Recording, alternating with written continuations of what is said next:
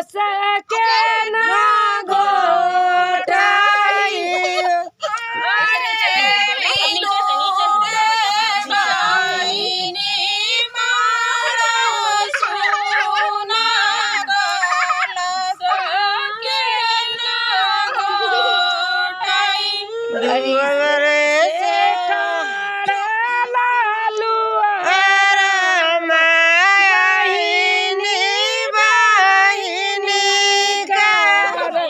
बिनु रे बहिनी मानौ सुल कलश के न गोठाई से तीर तीर मायावरौ शंकर राम बहिनी करै अरे बिनु रे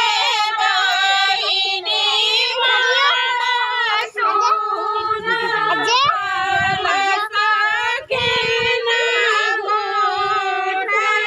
दुआरे से उठे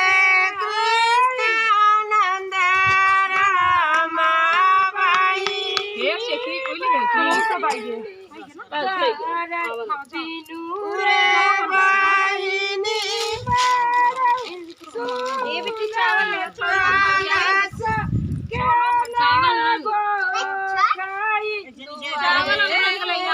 कहाँ से लाल रंग ले लो और थोड़ा सा हल्दी वाला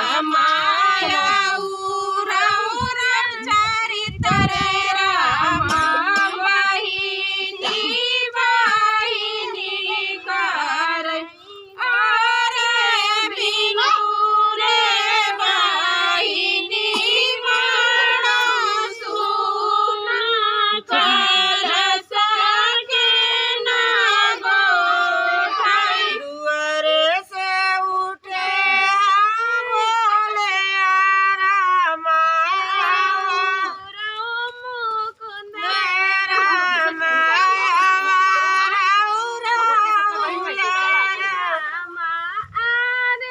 बिनु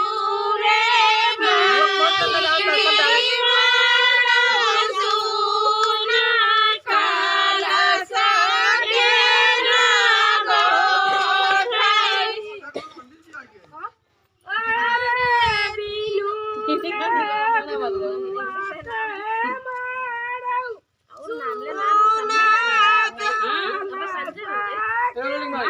बस